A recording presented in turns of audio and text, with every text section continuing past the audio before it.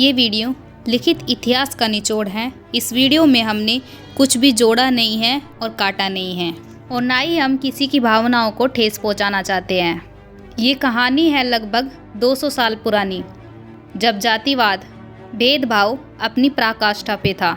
महाराष्ट्र के कोरेगांव में पेशवा यानी ब्राह्मण शूद्र जाति के महार, जिन्हें वे अछूत मानते थे, उन लोगों के खिलाफ एक अत्याचारी मार्शल लॉ जारी किया गया। इस अत्याचारी कानून के मुताबिक महारों को कमर पर झाड़ू और गले में मटका यानी इस तरह का कोई भी बर्तन रखना होता था। झाड़ू इसलिए कि चलते वक्त उनके कदमों के बने निशान को मिटा सके और मटका इसलिए कि वह अपने थूक को कहीं इधर उधर ना थूक सके। और इस समय पूरे भारत देश में दलितों के खिलाफ अत्याचारी अमानवीय व्यवहार आम बात थी। भीमा कोरे युद्ध 1 जनवरी 1818 में भीमा कोरे नदी के किनारे पर हुआ था। यह युद्ध ईस्ट इंडिया कंपनी और पेशवाओं के बीच लड़ा गया था। इतिहास कहता है कि उस समय पेशवाओं के 28,000 सैनिकों के साथ ईस्ट इंडिया कंपनी की तरफ से 500 महार लड़े थे और जीते थे।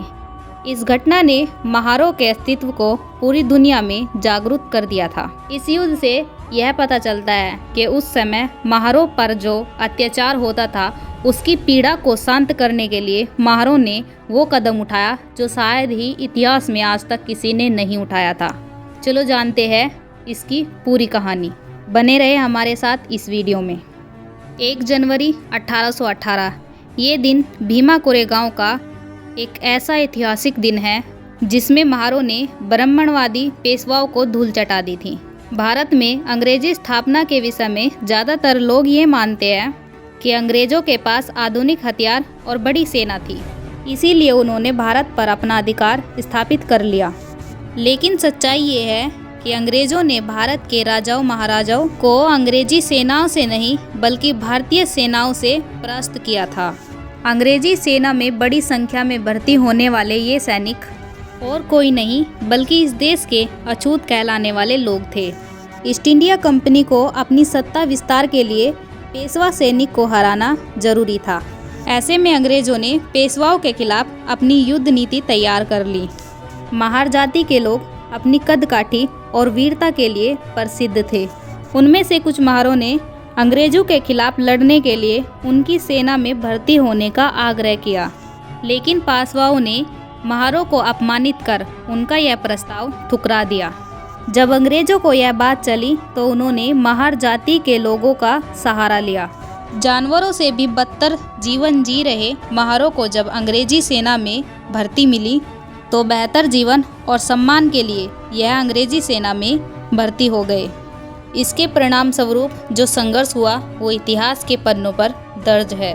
पेशवाओं की सेना में 28,000 सैनिक थे, जिसमें से 20,000 घुड़सवार और 8,000 पैदल सैनिक थे, जिसकी अगुवाई पेशवा बाजीराव सेकंड कर रहे थे।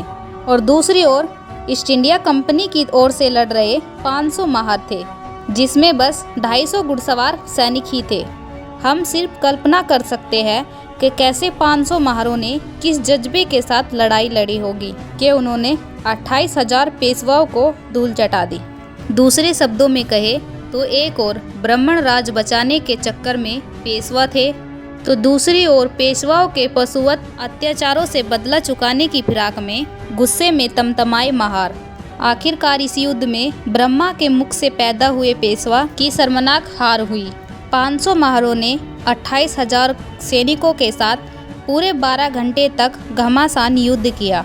भेदभाव से पीड़ित महारों की इस वीरता का अंदाजा इसी बात से लगाया जा सकता है कि महार रेजिमेंट के सैनिक बिना पेट भर खाए और बिना पानी के युद्ध की पहली रात 43 किलोमीटर पैदल चलकर युद्ध स्थल तक पहुंचे थे, जो एक वीरता की मिसाल है। इस युद्ध में मारे गए सैनिकों को श्रद्धांजलि देने के लिए एक युद्ध स्मारक मीनार बनाया गया है, जिसे कोरेगांव स्तंभ के नाम से भी जाना जाता है।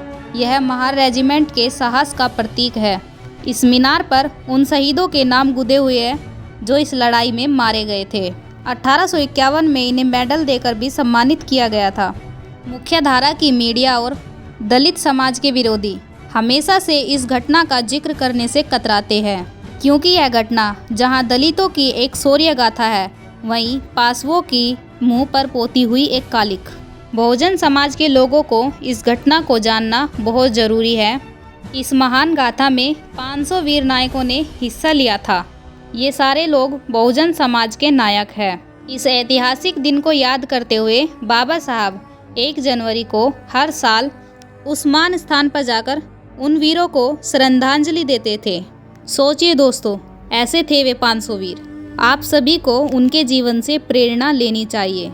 नमन है मेरा उन शहीद वीरों को जिन्होंने अपने हिस्से में ये मुकाम लिखा।